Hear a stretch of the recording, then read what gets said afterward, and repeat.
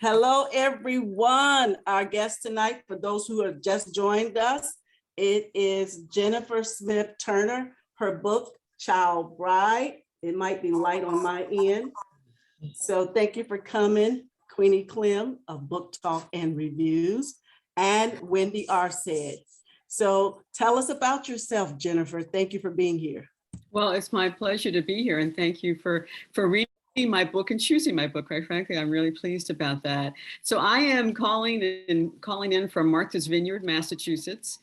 So I'm in a colder climate than most of you are in, but it's a beautiful place if anyone who's ever been here. And my book, Child Bride, was published in April of 2020, right in the middle of the pandemic.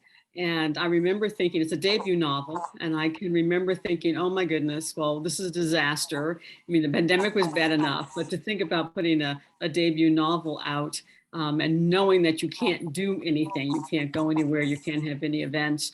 But who knew about Zoom? I didn't know what Zoom was in April of 2020, and here we are now. And what happened, of course, was that people were looking for content.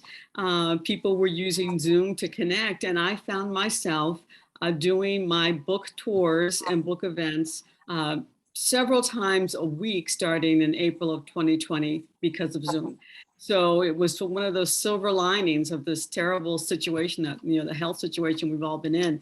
But Child Bride is a coming of age story. Because I guess your group has read it, so I don't have to give you that kind of background about it. But a couple of things I do want to tell you. So the cover of the book, and I'll hold it up again.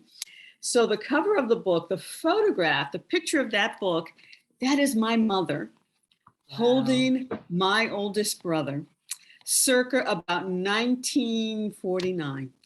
And when I was working with the publisher to get this, and the Spark Press is the publisher, they started working on cover designs, and they were sending me examples of some cover. And I have this picture on my and if I can show that shows up, there it is. This picture that a family friend sent me. So one of my mother's sisters sent this to me years ago, and I keep it on my desk. And I kept seeing this photograph out of the corner of my eye. And I finally said to the publisher, look, I appreciate all the things you've done, but I think I have the cover. And it's a family photo. And I could hear them, groaning on the other end saying, here we have a debut novelist and she thinks she can also design a book cover. So they were right. So they weren't buying into it. I said, well, let me just send it to you and then tell me what you think. So I sent it in and they got back and said, oh my goodness, that's the cover. And so there is my mother, who was my biggest fan. I lost her in 2000. And she was my biggest fan, always encouraged me to write. And so it just tickles my heart to know that she's a part of this journey in such an incredible way on the cover. Now, the other thing was, this is my oldest brother. My oldest brother lives in Boston, and he is a retired Superior Court judge in Boston. So I felt the need to contact him to say, I'm thinking about using your baby picture on the cover of my book. How do you feel about that?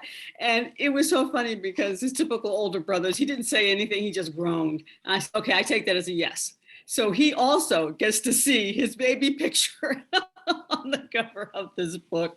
But it became such a family affair, which has made it very, very special. So that's sort of the background. The other thing I'll share, and then I'll just open it up, so I don't want to take up your time too much, but this book actually came from a book that I wrote 10 years earlier that never saw the light of day. And it was my first hand at trying to write a novel. I'm a poet, and I have several books of poetry that I have published. And so that really is a genre I tend to work in. And so I put it away. I got all this really negative feedback about the book, and so I just put it away. But there was one comment that everyone consistently gave me. And I had editors, I had publishers, I had reviewers who were looking at the first novel. And they all said, it wasn't very good, Jennifer. He said, but there was one character that we found interesting. Her name was Mother Claire. She was a minor character. This book was more contemporary. It was based in the 70s and 80s. And it was about a group of 20-year-olds and 30-year-old adults.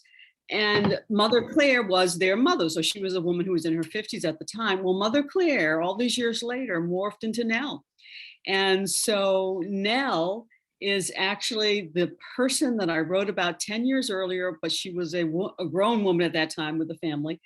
And now I start this story off, and she's 14 years old when I start the story.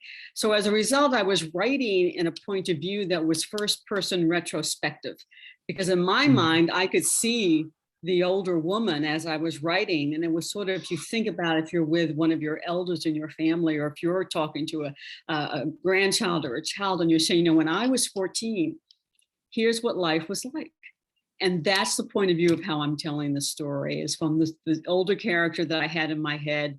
And she ended up being Nell, this younger girl who then has her own journey. So that's just some of the background of the story, of the storyline. That's a great background, and all that's what I was going to ask you. And Queenie and Wendy and myself, we have questions that we were going to ask each other, but since you are the surprise guests, which we are really, really super excited about, that we'll ask you. And if it's okay with the ladies, that's the way that would go. And if that's right, that's a thumbs up for you ladies. Okay, that's a thumbs up. We all three have our own set of questions, what we pulled from your book as a reader. But I'm the lone talker, so I guess I'll let them go first, one of the two, Queenie, if you will. But as we always do, even if you wouldn't hear, as a book group, this is what we do. From the book cover, based on the book cover, Queenie and Wendy, what did you think about the book cover? What did it bring to your mind, or what did you think about just based on looking at the book cover? Well, when I first seen the book cover, I was like, oh, I gotta get this book, because I love the cover. I love that cover. So that's what made me, when I seen it, I was like, oh, we gotta read this. And that was like a year ago, I guess, when it first came out. And then we finally got to it this month. But yes, I love that cover. Oh, great, thank you. I also like the cover too. And when it said child bride, I was thinking that she was a lot younger than 16, maybe 14 or something like that. But the cover is really nice. I like that. Great. And when I seen the cover, I looked at that and it brought me back, way back, maybe the 50s. And this is the 1900s, right? In the 1900s. So it reminded me of my mom and what we did, the famous pigtail, 4 braids here, 2 down the middle, all that. And then I saw this. And when I read the synopsis, I really fell in love with the book cover, as the two ladies said, as well as what was going on in here. So I usually go from the synopsis and not necessarily look at the book cover, but I felt a lot of, based on reading the synopsis, I felt a lot of pain, but I did not know that this young girl would be one of those that was before her time in her speech in that time. And so Queenie, go ahead with your questions. You got to do me first. Gosh. I can't think of that right now. My eyes were completely blank. I didn't know what child bride was. I had to look it up. I didn't know what it was. Like I said, I was fascinated by the cover, but how long did it take you to write this? End to end, it was roughly 3 years. And it's not it's not, for those who write, it's not a linear process. I mean, you don't sit and write for 3 years, but it was over a 3-year horizon that it actually took me to pull it all together. There were big chunks of time, as much as 6 months, where I never touched it. And I had what people will say is writer's block, and I realized what that is. And it means literally that there's just, you find you at yourself at a place where nothing's happening, nothing's coming out. And so I just put the story down. One thing that many writers shared with me is that you'll get to the point, Jennifer, where your characters will take on a life of their own. And you are acting more like the scribe of the story, and it's their story and they own it. And and they'll come alive to you. And I said, yeah, sure.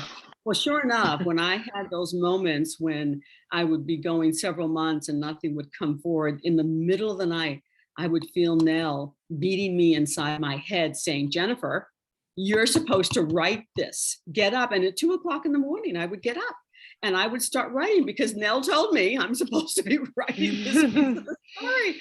It was the most amazing experience to have that happen. And then all of this would just start coming out and the story would be there. So the characters really do take on a life, and they are in far more control than I was sometimes. They really were. Wendy? Well, you know, I didn't have anything written because I wanted to go all over the book. Her upbringing, I guess we can talk about her upbringing. Mhm. We know that she was in the country. She wanted more out of life than what she was given. Mhm. And by her marrying off early, I don't want to jump ahead. By her marrying off early, she was on her way to getting that life that she wanted. And it didn't happen like that. Mhm. You know, she had a lot of distractions. And what did you wanted us to pull from that, from her beginning to where she went up north? Mhm. Well, I think there are a number of arching themes which probably came out to you as you read it. One is one of simple family is a very strong theme in this, and her connection to her own family. And even when she goes up north, even though she doesn't see them, they are a rock for her in many ways. And then of course the relationship between women, and I'd love to hear your reaction to the relationship with the women, particularly the hairdressers, and the church women. So those were important relationships, but it all gets back to family because they become her new family in their own way. And so she's always relying on them and looking to them. But the other big thing for her as a person is resilience and perseverance. Yeah. Think about what this young girl went through. And you're right, she starts off with this ideal view of what the world can be for me. And it doesn't happen. And she's so young and she's alone, isolated. And that you just imagine what that is like at that age, in a stranger in a strange land completely. And she finds the ability to persevere and to get through that. And it's, she relies on her education. She has a very good mind that comes across strong. She's a very smart young person. But I think perseverance for her as an individual is what I would want readers to take away and define in their own selves. Where is my perseverance, my personal perseverance, and things that have gone in my life? And how do I handle and how do I work through those? For me, my question was, as I started off saying, was she was way before her time. Yeah. Entrepreneur, a woman that wanted more than just this marriage, just being a bride and a mother, but within her own time. She didn't see being a mother without being mature. I'll just say that, even though she was mature in that time with her mindset.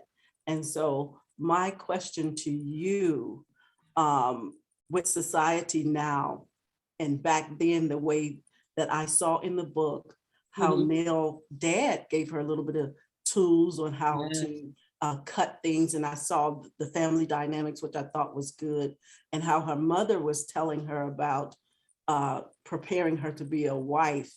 And so now in this society now, of course, people do get married young, but that quality of being prepared to be a bride, everybody wants to be married, but they don't prepare to be married. So I saw how you did that in the book. How important was that for you to show the preparation of marriage and the dynamics of from a father as a family, from a father aspect and a mother's point of view?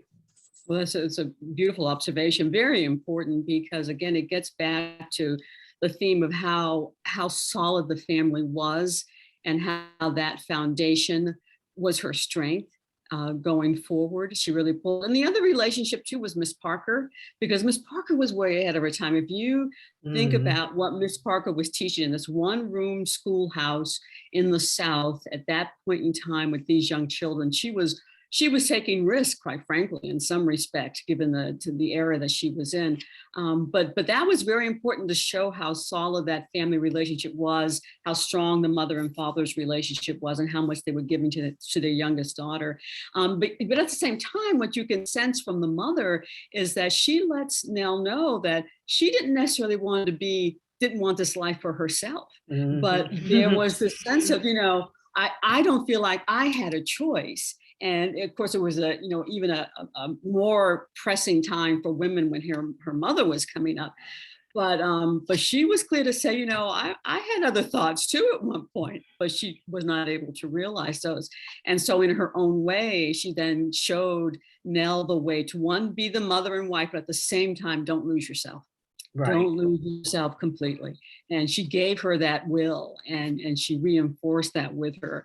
Even when she came back and, Nell was all beside herself and all feeling like, my life is terrible. And her mother saying, this is not the daughter I know. This is not how you behave. You don't give up, basically, is what she says to her. You don't give up. So her mother gave her a lot of her own strength, even if her mother could not realize her own dreams. Queenie?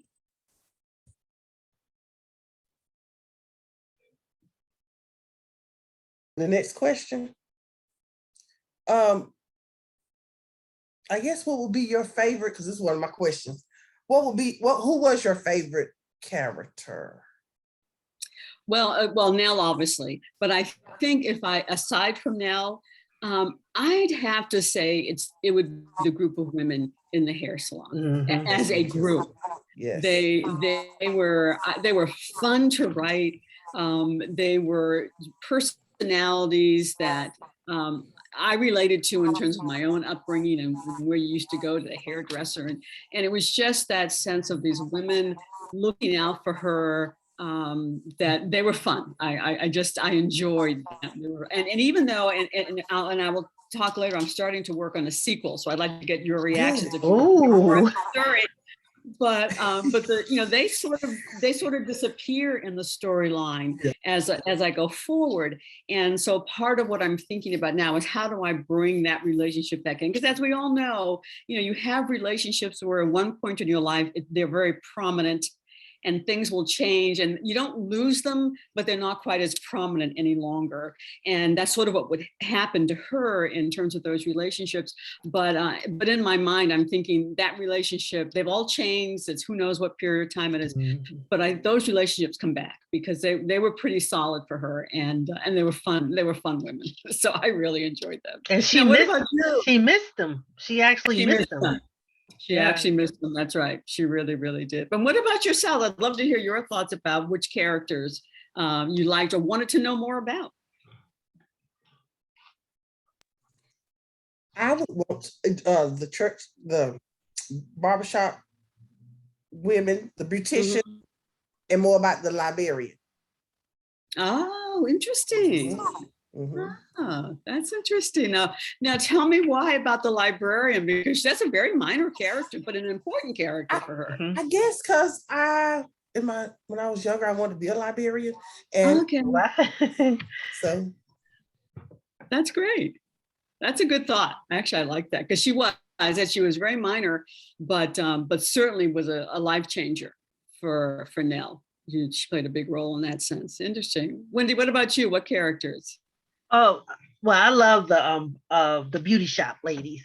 Yeah. But to piggyback on what Queenie was saying about the librarian, Nell was around strong-minded women, and the librarian picked up on her husband, how he was, trying to, how can I say it? He was being a male chauvinist, basically. Yes, exactly, right. He was a male chauvinist to me. Right. And but she picked up that he didn't like her going to the library or doing whatever.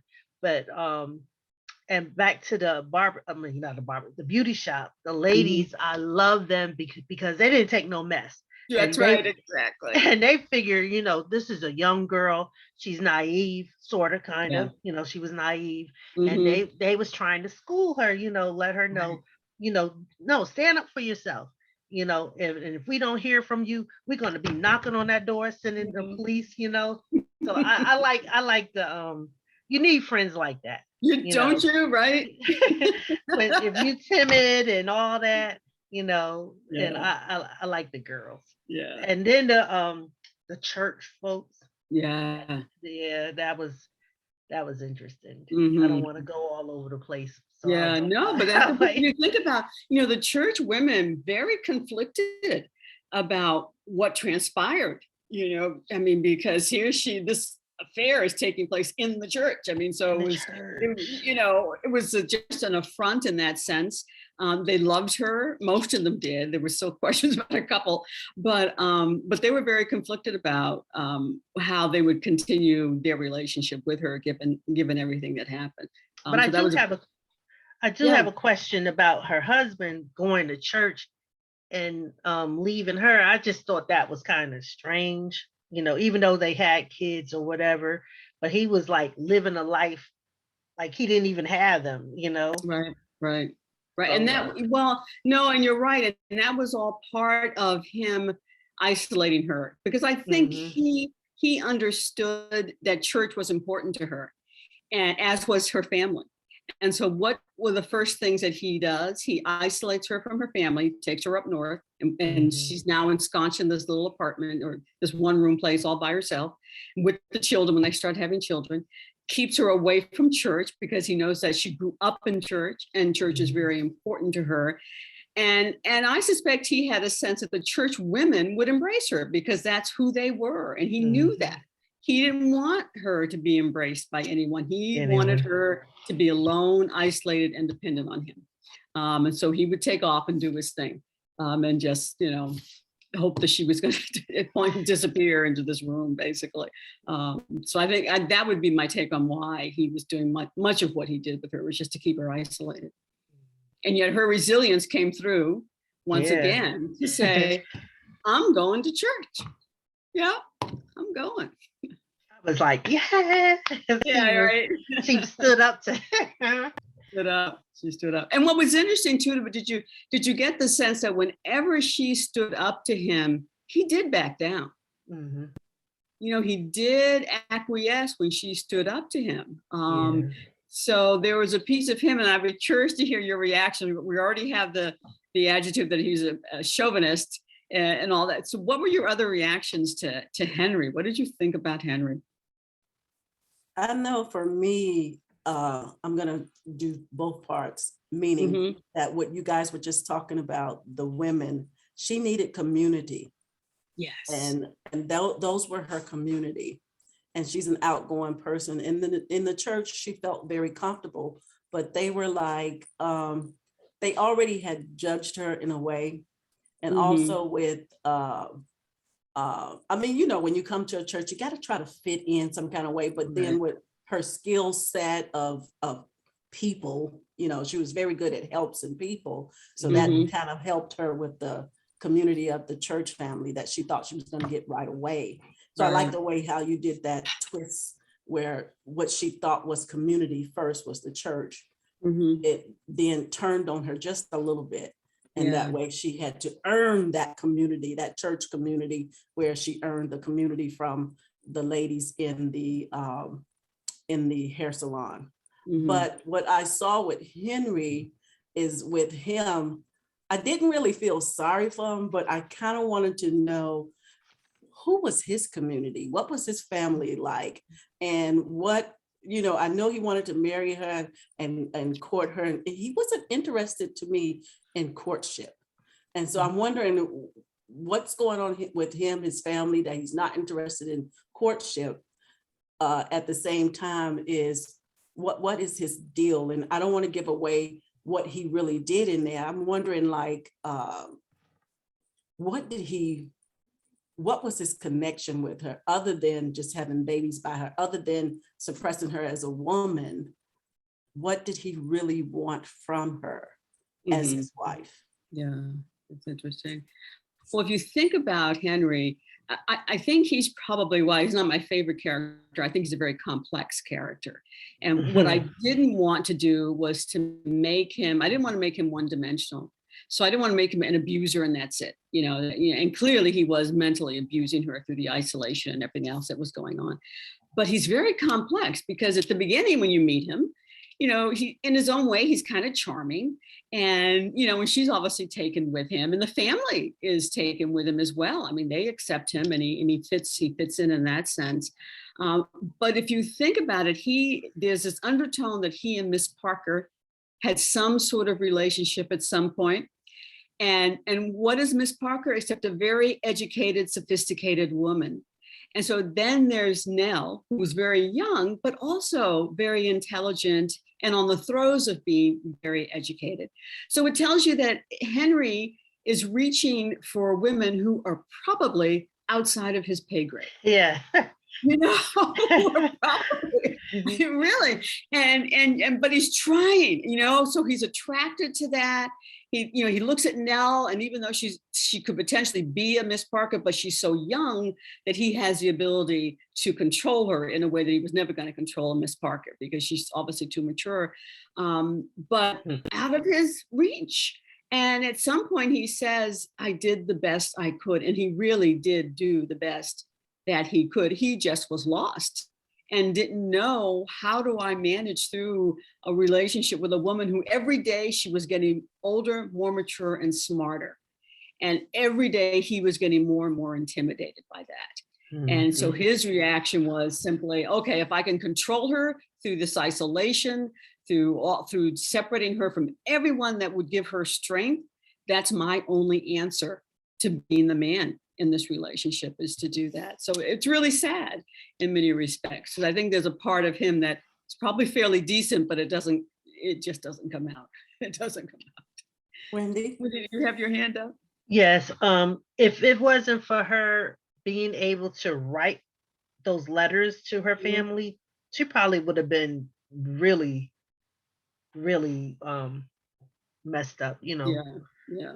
It was important. She said, I have to have, I need, exactly, paper and letters and whatnot. Yeah, so exactly. I don't know. But Henry also told her that he wanted kids, yes. but even though they didn't have that discussion until they was on the bus. Right. But, he was making sure that, your job is to make babies and take care of them. And take care of the house. I'm already providing everything for you, Right. So he was just a male chauvinist. and I have another word for it, but it's not nice. Okay. I think I understand. Yeah. I wanted to visit the marriage. Yes. The conversation about marriage that she had with her mother, it wasn't a really stable idea of marriage. And it was one that was passed down.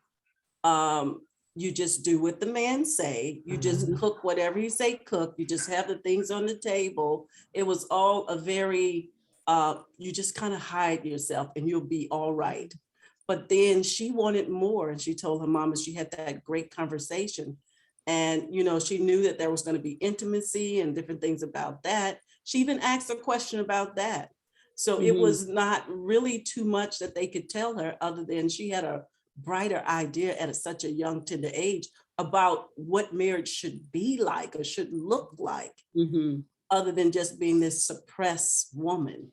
Right. So I like the way you showed that. So tell us a little bit more about that, the marriage conversation.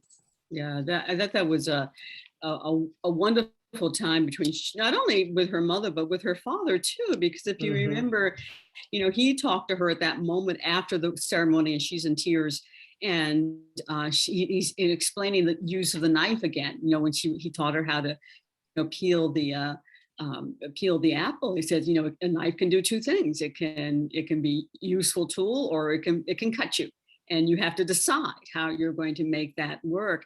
So I think they all of them accepted their plight in life, and a lot of it has to do with the macro social world that they were brought up as well in the South at that era in time. So, there's just a lot that they dealt with from a racial standpoint and an oppression standpoint.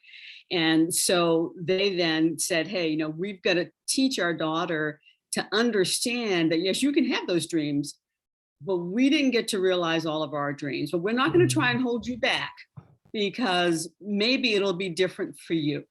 Maybe you have a chance that we didn't have. So they're really, they're sort of pragmatic, I think would be the best way to describe it. They're pragmatic about, yes, it's wonderful to have all of these dreams, but the world beat them down in many ways. And, in the example when he was at the store and the reality of how he was treated when they found out Emmett Till had been killed and the way he was treated at that store. And he was so embarrassed to have his daughter see him treated that way. But he had to accept that he had no control over that. He was not going to be able to change that situation because of the racism and the segregation in the South. So I think they were building their child up as best they could, given the environment that they were in. And they were pragmatic about, we would like you to have more, and we hope the world will be better for you. But this is what it was for us, basically. But they weren't going to make her feel negative about anything, which is what I really admire about the parents. It was hard, and I think so many of our parents were the same way. When I think about my parents' upbringing, they didn't want to pound into us all the segregation and racism that they dealt with when they were in the 40s and 50s, and I know it had to have been brutal. They weren't going to bring that to our table. They were going to say to us, go to school, study hard, you can be successful. I mean, that was their view of the world, in spite of all the stuff that we knew would come at us throughout our period of time. Queenie? Okay, let's characters. Who was your least favorite? And for me, it would be Charles' mother. I just wait a minute. I am so surprised. Tell me why. She kind of rubbed me the wrong way a little bit, but I get her stance, but still, it just kind of rubbed me the wrong way. Isn't that interesting? Oh wow! How did you both, Ellen? I love to hate her, and what I love to hate about her is that what I loved was that she was this strong woman.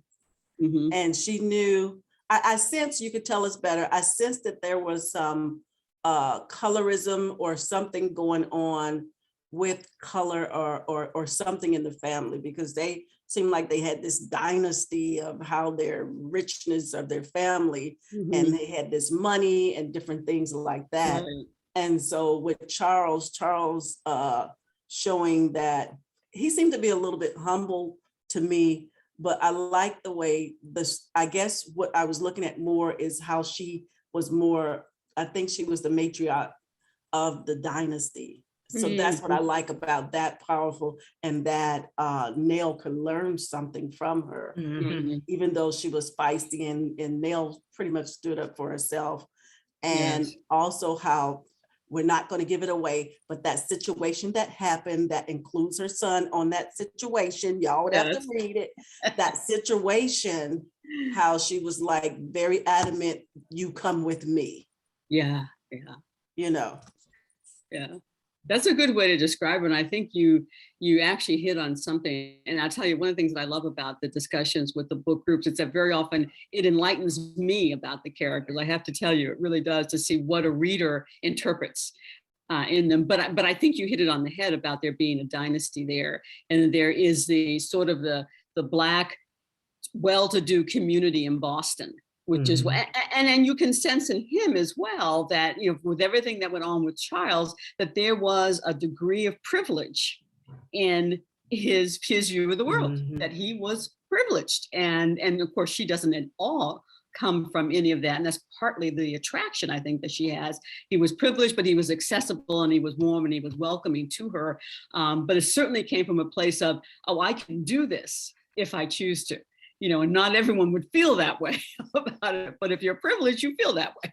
So I think there is an interesting piece of dynasty. I think it's a really good observation there. But yeah, she is interesting, and the mother, she's sort of making a decision about how do I define my family? And that was her big thing that she was dealing with. How do I define family? Because I think for most of us and for most people, if you have a chance at a grandchild, you're gonna want your blood, you're gonna want your family. And that's, I think, what she was wrestling with as well. Yeah. I wanted to say by Nell reading all those books, it took her away. So her imagination, was real vivid. And the mother, she was trying to like say, well, basically you don't have anywhere to go. Yeah. You can either go back there or whatever, but he kicked her out. Right. So, and like you said, but by that being her granddaughter or her grandchild, she wanted to raise it, give her a better life. And then I think Nell finally realized, look, hey, I do have a better life here. I could be somebody, So I like the situation with them. My least favorite character, I would say one of the church ladies. I forgot her name. I can't tell everything what happened. What's her name? I think Irene, was that maybe who it was? Was that one of the, I think it was Was probably. that the one who worked in the kitchen? Yeah. That had that. Yeah, exactly. Yeah, she was What's one. her? Yeah, she didn't believe in, she didn't want to forgive, and she was Right. kind of hard on Nell. So she was one of my least favorites. Yeah. I don't know. And you started off by asking me, boy, that's interesting. I haven't thought about who I would say was the least favorite. I mean, in some respects, obviously Henry would be, but Henry, I think Henry was just such a complex character, and I just was working at him being who he was as a complex character. So I don't know. I don't know. I don't know that I can say I have one that I liked the least. Although Irene might be top of that list now that I think about it. I think you're right about her. I think that would probably be. But it's hard when you create them all. They all have special meaning in their own way for you as the author, quite frankly. Were there surprises? I think, Ellen, you mentioned one surprise, sort of a twist in terms of the way some relationships were going. Other surprises that jumped out at you in the book? You said, "Oh my goodness." There were two surprises. Number one, what we were talking about now, and the other surprise of her even having the affair. Yeah. Hashtag having the affair, the way she had the affair. Yeah. And he kind of picked up on it, and how was she thinking she was going to hide that? I know. Right? How was she going to hide that? And I think at that point, she just kind of found herself and just stood her own ground and just let the chips fall where they're going to fall. I'm going to be my own woman. He can think what he want to think, and we're just going to walk this out. But I think that she took that stance more when her father died, when Henry knew what was going on. Yeah. I think that's when she stood up for herself in that situation. Yeah. And I also feel that Nell, she because he was so withdrawing from her, not paying attention to her. Right. And they had, and Charles and her had something in common, the books, the love of the books, and he's being attentive to her, showing her what, a person who's in love or whatever, even though they weren't in love, but he was showing her attention. Yes. And she was like, whoa, so that took her over too. It was the passion. Yes, right, definitely was that. Did you think at one point that he was not going to be a good person, Charles? Was there a moment? I did. Yeah. I did because of him being there and not being there. Right. So I said, what makes him any different than Henry? So I thought it was going to be different, but I was like, well, why is he leaving? Why is he in a hurry? But in a way, like when you say they met, they had the same interests. but she wanted romance, and that romance came first mentally and that reading and stuff like that. And then with Charles, with Henry leaving her alone for a while because he didn't want her to have any more kids and all those different things. So she wanted the romance. I don't think she ever thought to just kind of have an affair. Right. Because the loneliness kind of drove her that way. And it was just like too late.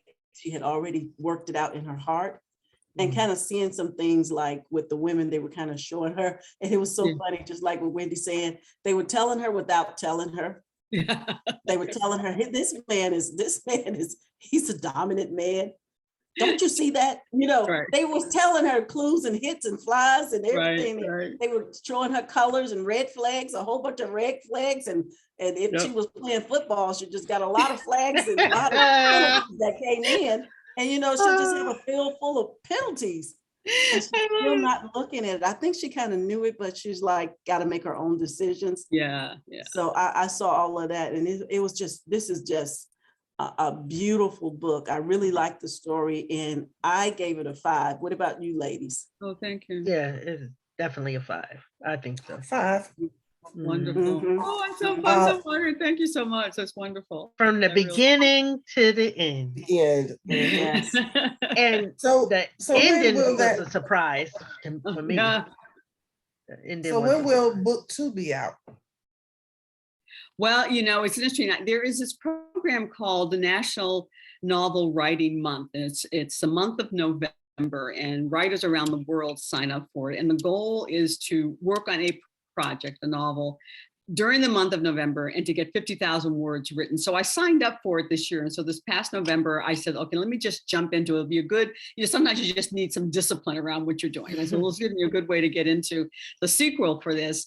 And I, you know, I got about 25,000 words into the sequel. And so I suspect before the end of the year of 2022, that I should be able to work my way through it. And it felt really good to have the characters start talking to me again. And wow. You know, I pushed it out, because part of the things you sort of have to decide is, well, where does it begin? Is it the very next day from where it ends, you know? And it doesn't. It begins, it's pushed out a few years. So stuff has happened. And so what makes it interesting, that again gives me the opportunity to do some backstory about where they are now. So if it's 5 years or if it's 10 years past the day where this one ends, there's a lot of information to share about what's transpired and what's going on in people's lives and how they've grown and developed. So I'm pretty excited about having spent the month just working on that. Now, I will say, talk about Rise, I haven't touched it since November ended, but that has a lot to do with, you know, all the stuff that's going on in life right now. But in my mind, I know that come the first of the year, I'll be back into it. So I would hope by the end of 2022, I'll have the sequel done. And it did just come out as a audiobook as well. So it is out there as an audiobook. Oh yeah, we read that audio. Yeah, we listened to the audio. Oh, great. The audio was very, very good. It was you, right? Because you told me, who was it? Is it Queenie that said you knew the narrator? Yeah, Joyce. Okay. I loved her. Her voice was wonderful. She did a great job with the narration. She really did. She did a really good job. Really good job with that. So what would the book be titled? And are there any new characters?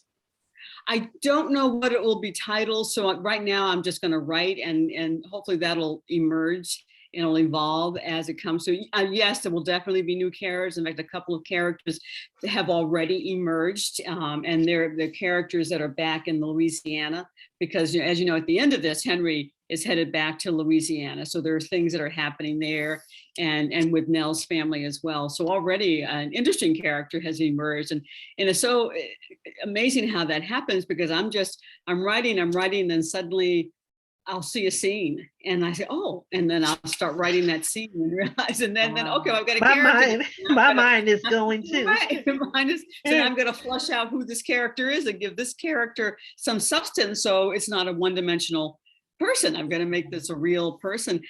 So a couple of characters, there are more women who have emerged, more women who are in the South who have emerged, a couple of new men who have emerged who are also in the South.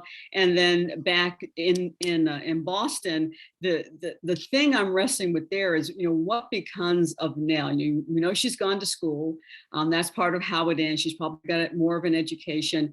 I come back to the library, to your point, Ms. Queenie, I come back to the library. Is she destined to be a librarian? I mean, it would fit with so much of, who she has been and who she is. I don't know, but those are the kind of things, and it's fun, quite frankly, to do that. And then I end up researching, because with writing, I quickly learned that everything is about research. And so I have to find out what's going on in Boston in that period of time, and what are the macro issues in society. And this is a civil rights era. So we're back, in 68 time frame. So there's so much that I can pull from to bring the stories to life, not only for individually, but how they're living in a larger world because of what's going on around them. So yeah, there's a lot of new characters that have surfaced, which makes it all very complicated too. I'm mad at Henry, but I'm okay with it. He could be bought. Let's just say that he could be bought. Yeah, he was bought. And he was, right? The readers can figure that out, but he could be bought. He could be bought. Well, but right, but but the other interesting thing for toying with is, at some point when you think about the children, and particularly Junior, he's old enough to know and remember his father. And so, somewhere down the line there is, where is my daddy? Where's my father? What happened? So that's a whole nother, tributary of what could come out of this whole vast river of this next story. I know. Oh my goodness. That is really something else. What do you want the readers to take away and from this? Well, I think the one that the triumph that comes out of struggle, the personal triumph, the importance of relationships and family, and hopefully just the joy of sitting down and reading a good novel and saying at the end of it, I enjoyed that. And as a writer, particularly for my first novel, because I'm a big reader myself, so I love it when I finish a book and I say, wow, I really enjoyed that. And I couldn't put it down. I wanted to get through it. And the characters felt real to me. And so if readers are walking away with those feelings, then that means the world to me. It makes me feel like, for my first shot out there, you did a good job. Excellent. Thank you. I have one question. Yes. What would be this genre? What genre would it be under? So this is historical fiction, is what this is. So it's historical fiction. And it's interesting because when I was first working on it, there was an agent who looked at it and said, well, was this YA, young adult? And the thing about young adult, if you have any sex in young adult, it's not young adult. So you can't have sex at all. So that quickly said, okay, well, this isn't gonna be young adult because, we got some scenes here. So that wasn't gonna make it work. But so it's historical fiction. And so, and I have the book has won a few awards, and they've all been in the historical fiction category. Awesome. Yeah. Well, you keep the family dynamics together. We know that Henry, he could be bought. We'll just say that. And so are you thinking of keeping the family dynamics together, whether it's blended or with Nell, and I hope that she's still with Charles. Yeah. And her brother played a big part too. He did, yes, he really did. And he's now the head of the family, obviously back home. But yes, the family dynamics again, because for me that is just that's a bright line that I won't let go of, because I think it's very important. Now there are always going to be dynamics around that, but no, I think the family dynamics are I will share with you. So here's one scene I'll give you a little insight to a piece that just surfaced. So just sharing with all of you and whoever who's listening. So there's this one scene that popped in my head where Junior is now somewhere about 10 years old, and he's always called his parents Mama and Daddy, just like Nell did when she was coming up. And he comes home one day and he says to her and to Charles, I want to call you Mom and Dad from now on. And Nell is devastated. She said, I'm your mama. I mean, this is, and my mama was my mama, and we always refer to each other as mama. And then Charles has to remind her that these children now live in the North, and they are around Northern children, and they are probably getting teased because how they call their parents, because people aren't using mama in the same way in some of these, so it was so interesting. So she has this epiphany where she realizes, she wonders how many Southerners, when they've migrated to the North with their children, hit that wall where they recognize they're not raising Southern children any longer. And how do you say, okay, I've got to raise a Northern child? What does that mean? Well, of course, the children will show you how, because they're going to be Northerners. That's what they know. And so that was just gives you, it's a little bit inside of what I'm toying with as I'm writing this, is that's an important moment for any parent to realize, I'm not raising who I was, because we're in a different environment suddenly. Yeah, I'm the opposite of them, because my dad is a Mississippian from Jackson, Mississippi. Mom from Liberty, Mississippi. I've never been there at Liberty, but in Jackson, coming from Chicago, being a Norther, going to Mississippi, I'm very shocked and so happy. No offense to my Mississippi family, as I always say. I'm so glad I was never raised there. I can't do country like that. Isn't that interesting? I can't do it. I can't. I can do city country, but I can't do country. Yeah. I cannot. No, So, that's right. That's right. yeah. So there is some questions here on the board. We have one from Candace, said, what's been your process for switching genres and writing this novel? From poetry to this, I'll tell you, that was actually a difficult transition for me when I first started writing. I had an editor that worked with me on my poetry, so he knew it well, and he did the first look at the novel. And one of the pieces of feedback he gave me was, Jennifer, I don't understand. He said, where's your poetic voice? He said, I know your poetry, and your poetry is lyrical and it's wonderful. He said, and it's nowhere in this writing. And I said, well, because I'm writing a novel and it's supposed to be different. He said, no, Jennifer, if you have a poetic voice, you simply incorporate that into your novel. And it gave me license to say, oh, I don't have to put that aside. And so I said, well, that was perfect to understand that for me, because with poetry, you're very focused on creating an image or a feeling or a sense in few words. And so you create that image and the reader can understand that. And so then I worked very hard with writing the novel to be lyrical in how I was writing, to pull on the senses so that the reader would feel and feel the heat, for instance, in the South, and have the sense of the smells of what was happening when she's on the buses or when they're at home. So it was very helpful for me to get that feedback. And then I found, and I hope it worked, that by trying to keep my poetic voice and incorporate that it made the story very lyrical. And that was my goal, to make that happen. So, and I will always write poetry. I belong to poetry groups, and so I'm constantly working on that, which is very helpful. But he really helped me to see that I didn't need to put that aside and pretend that I wasn't a poet to write a novel, which was important to understand. That's true. I think, if I'm not mistaken, that there was some poetry in this book here. Yes, there was reference to poetry in the book. That's right. So on the spot, I don't know if you do it. Do you remember?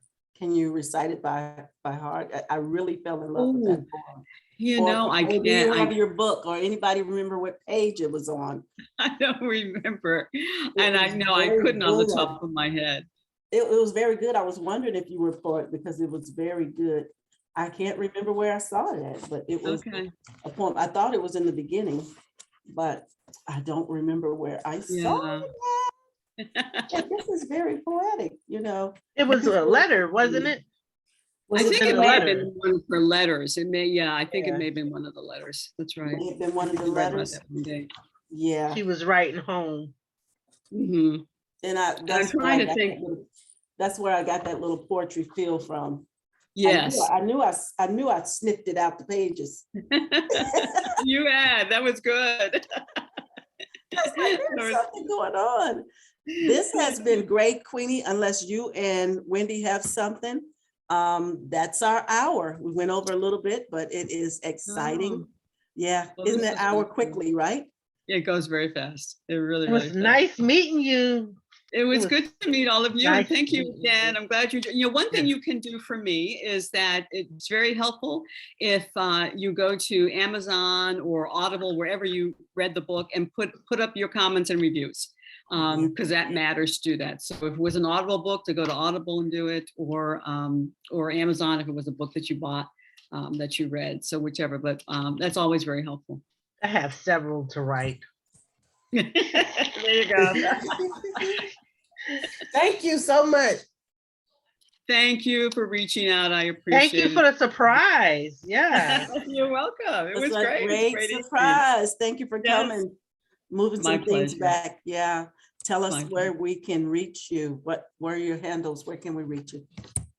Yeah, in fact, let me put, so I should put my website in here. So it's, well, actually, jennifersmithturner.com, but I think in the back of the book, and maybe it's on the, I don't know if it's on the audiobook, but it should be my contacts. And I'm also on Instagram. Of course, you have me on Instagram. I think, Ellen, that's where you found me. Was on Yeah, Instagram. that's why you signed me. I was so shocked. I was like, Exactly. "Wow, she's there." And on Facebook and under my name, Jennifer Smith Turner. Are you a full-time writer, or what do you do outside of your writing? Well, I am now. I'm retired. My husband and I retired and moved to Martha's Vineyard in 2012, and so I do writing and then I work on some boards. But I have dedicated myself to my writing, and it's great to be able to do that. And this is a great place to do. It's a very strong cultural and literary community here on the island. So it's a wonderful. I've never been, but I know a lot of people that's been there. Rashonda, Tate. Yeah, all of them.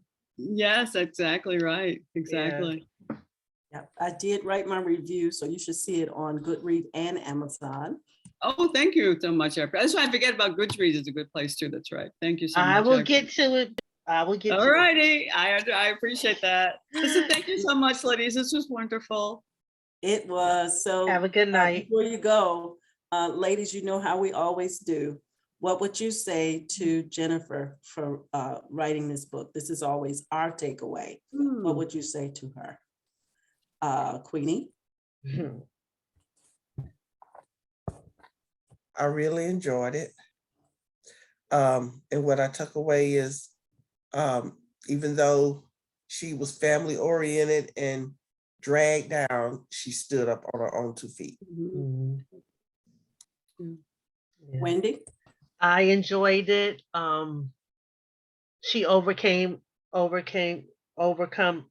lot of obstacles, and she wind up being victorious at the end. So it was good. It was good. I really enjoyed it, and what I want to say to you that this is a phenomenal book. I wouldn't know that this is your first book. First time, right? First time writing. I really like how you depict things about us as people of color.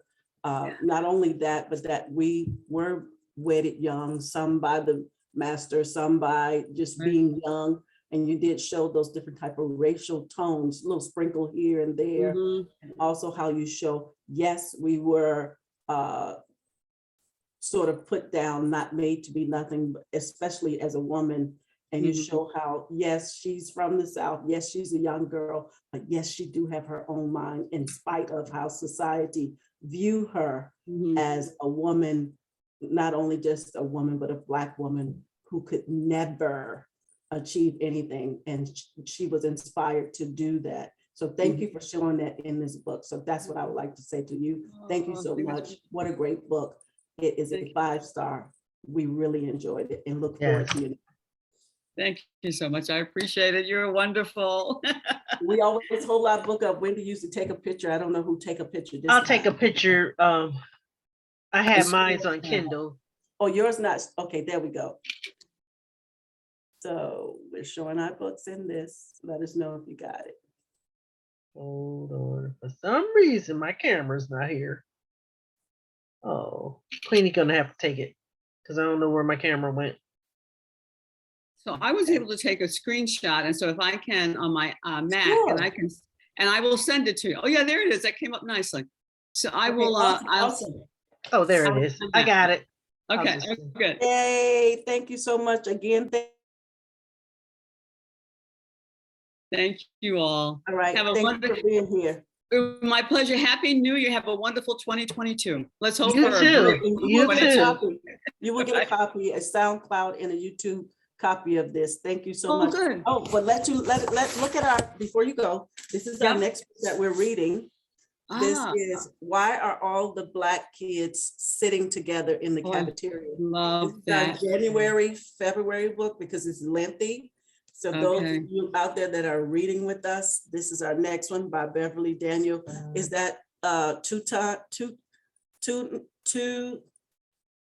help me out, y'all. I'm trying to say her last name. I think it's Tutum or Tatum.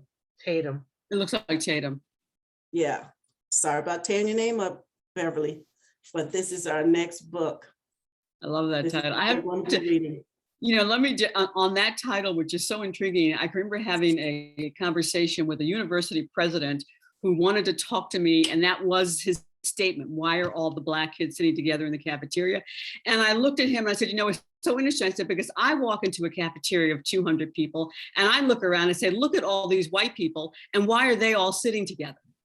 And he was like, I said, so it's perspective. I mean, really, Yes, there are probably yes. 20 of us. And so there are 200 of you and you're all sitting together. What's up with that? So, I'm going to look at this book because I bet you it's very interesting. Yes. So thank you for being here. My pleasure. All right. Good night. Good Good night. night. Happy New Year. Bye-bye. Thank you. Bye-bye. Thank you. Thank you so Bye-bye. much. Bye-bye. And so I thank you for being here. Again, I'm Ellen Sudderth of ESP Presents and ESP Book Chat. Tonight was a special guest, the author herself, Jennifer. What a surprise. We had no idea that she was coming, but Queenie knew that she would be coming. So the author sat back with us, and that is Jennifer Smith Turner, who was with us tonight, our very special surprise guest. And also stay tuned, guys, on January the 11th at 8 p.m. Eastern Standard Time. We're going to have our author, Carol J. Williams, that is our spotlight author, Moving and Being Productive in the Midst of Loss. We're going to talk about grieving, guys. That's what we're going to talk about. And also, we will, as you've seen, our book of the month. This is our January, February book of the month. And it is Why Are All the Black Kids Sitting Together in the Cafeteria? And that's by Beverly Daniel Tatum. And she's PhD. And that is what's going on, guys. And we got this is what we're reading as well. Mary Ellen, and I try to leave her last name alone. She said it's okay. But Mary Ellen, she will be here. We're going to talk about her book, Truth Lives. We'll talk about her. So I want to get that in your view so you guys can see that Truth Lives, Mary Ellen.